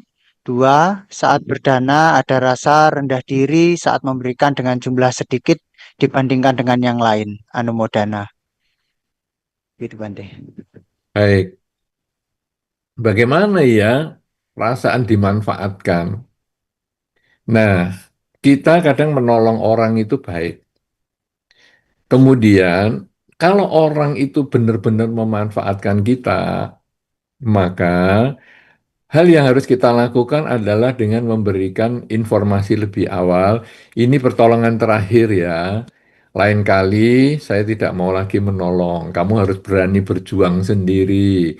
Kamu harus bisa menyelesaikan masalah sendiri dan seterusnya dan seterusnya. Jadi tujuan kita tidak dimanfaatkan itu bukan karena saya sudah capek nih kamu manfaatkan, bukan. Tapi tujuannya adalah supaya bisa pihak lain itu lebih mandiri. Karena kalau kamu terus tergantung sama saya, maka selamanya kamu tidak akan bisa mandiri. Ibaratnya pohon, kalau terus ditopang terus, maka ketika penopangnya ini dilepaskan, pohon ini akan ambruk. Demikian pula kamu kalau terus saja tergantung sama apa yang saya lakukan, maka kamu tidak akan mandiri. Jadi, supaya kamu lebih mandiri, ini adalah pertolongan yang terakhir. Kamu coba belajar baik-baik supaya kamu bisa tidak tergantung sama siapapun. Itu kata-kata itu kita harus sampaikan karena kita di dalam masyarakat ini kan kita bergaul membutuhkan kalimat-kalimat yang baik di dalam menyelesaikan satu masalah ya. Jangan terus, karena kamu memanfaatkan saya bosan ya. Sudah, enggak usah, kita juga enggak usah berteman. Jangan. Itu nanti membuat permusuhan. Mungkin dia memang punya kekurangan di bidang itu, tetapi mungkin juga dia punya kelebihan di bidang yang lain. Karena setiap orang punya kelebihan dan kekurangan. Kita pun mungkin punya kelebihan sehingga kita bisa membuat orang lain memanfaatkan kita, tapi kita juga punya kekurangan yang lain juga. Dengan kita saling memahami ada kekurangan dan kelebihan, maka hidup kita bisa bersama-sama dengan siapapun juga tanpa harus saling menyakiti. Ya, itu yang pertanyaan yang pertama. Kemudian ketika berdana, saya kok merasa rendah diri ya, karena melihat dananya yang lain-lain itu kok jadi bagus-bagus. Kalian kita ingat kita itu ada di tengah. Ketika Anda melihat ke atas, maka memang kita menjadi rendah diri. Ya, jadi misalnya tadi kan saya uang 1.000, kalau kita lihat orang 2.000 sama 3.000, kita pasti rendah diri karena uang 1.000 saya menjadi kecil sekali. Tetapi ketika kita melihat ke bawah, yang 500 rupiah dan 100 rupiah, maka kita juga sombong. Nah, setelah kita punya jari 5 ini, maka kita tidak akan pernah sombong, kita juga tidak pernah rendah diri, karena kita hanya melakukan sesuai dengan apa yang kita mampu kerjakan. Di dalam kesempatan dulu pembangunan salah satu wihara, orang mau memasang nama-nama donatur. Lalu kita tanya, siapakah nama-nama yang berhak dipasang di tembok wihara ini? Namanya si A, si B, si C ini, dana berapa yang bisa dipasang? Nolnya berapa? Oh ya, yang nolnya 6, 7, 8, dan seterusnya. Nolnya kalau segitu banyak, kita harus melihat juga. Ada anak kecil yang berdana 5.000 rupiah. 5.000 rupiah ini dia ngumpulkan dari uang sakunya dia. Jadi dia dikasih uang saku, ya setiap hari oleh orang tuanya dia kumpulkan 1.000 rupiah, kadang 50 rupiah, kadang 100 rupiah, dan seterusnya. Pokoknya dia ngumpulkan uang sampai dia bisa punya uang 5.000. Dan saya katakan, ini walaupun nolnya cuma 3, 5.000, tapi dia tetap harus ditulis namanya. Kenapa? Karena 5.000 yang dia nilai, yang dia danakan itu jauh lebih besar daripada yang dana 5 juta dari uangnya yang 5 triliun. Karena uang yang 5 triliun itu, 5 juta itu tidak ada artinya. Tapi anak yang dana 5.000 itu, dari dia tidak punya apa-apa dan dia serahkan ke 5.000-annya itu semuanya, maka itu adalah dana yang besar sekali. Kenapa? Karena di dalam Dhamma, nilai uang itu bukan yang dipentingkan. Tetapi motivasinya, niatnya dia berdana, itu yang jauh lebih penting. Jadi Anda jangan merasa kecil ketika Anda berdana yang melihat orang, oh dananya gede-gede. Anda tentu masih ingat ada beberapa waktu yang lalu film tentang agama Buddha yang semua orang berdana kepada Sang Buddha minyak dan lain segalanya macam-macam. Ada seorang ibu tua yang tidak mampu, kemudian dia menjual rambutnya, dipotong rambutnya dan dijual untuk beli lampu minyak. Dan ketika lampu itu dipasang, badai datang, hanya lampunya dialah yang tetap menyala. Kebajikan bukan diukur dengan materi, tapi kebajikan adalah karena niat. Karena itu, jangan pernah rendah diri, juga jangan pernah sombong karena dana yang Anda berikan. Tapi berbahagialah dengan dana apapun juga yang sudah Anda persembahkan, bahkan hanya sepotong permen. Ketika Anda persembahkan dengan tepat, maka kebajikan itu akan melimpah kepada Anda. Di dalam ceramah-ceramah Katina sering disampaikan bahwa ada satu makhluk terlahir di surga karena dia hanya berdana sebatang jarum. Jadi, ketika dia hanya berdana sebatang jarum ini pun, ketika tepat dananya, maka dia bisa terlahir juga di alam bahagia. Saya kira ini menjadi penutup yang bagus sekali, karena banyak orang di masyarakat Buddhis yang berlomba-lomba berdana besar, dengan sombong, dengan merasa dia bisa memberikan lebih daripada yang lain, sehingga yang lain merasa menjadi kecil. Padahal sebetulnya yang kecil ini jangan pernah takut. Di dalam lapangan bola yang demikian besar ketika tengah malam gelap gulita, di tengah itu ada satu lilin kecil, lilin ulang tahun yang mungkin hanya sebesar pensil. Lilin ini kalau dinyalakan, maka lapangan bola yang demikian besar, gelap yang sedemikian besar, tidak pernah bisa mematikan api lilin yang sedemikian kecil. Hanya lilin kecil ini kalau habis dan mati sendiri, barulah dia ditelan oleh kegelapan semuanya. Kalau kita menjadi minder, maka kita mematikan lilin kita, dan akhirnya kita ditelan kegelapan pikiran kita sendiri. Tapi kalau kita tetap menyalakan lilin kita walaupun kecil, maka kegelapan pikiran tidak pernah menyesatkan diri kita. Inilah intisari mendapatkan, mewujudkan, memancarkan kedamaian di tengah dunia yang berubah, serba materialis, serba pamer, serba sombong. Kita harus tetap berdamai. Semoga Anda bahagia, sukses selalu, dan tercapai cita-citanya. Terima kasih. Sadu, sadu, sadu.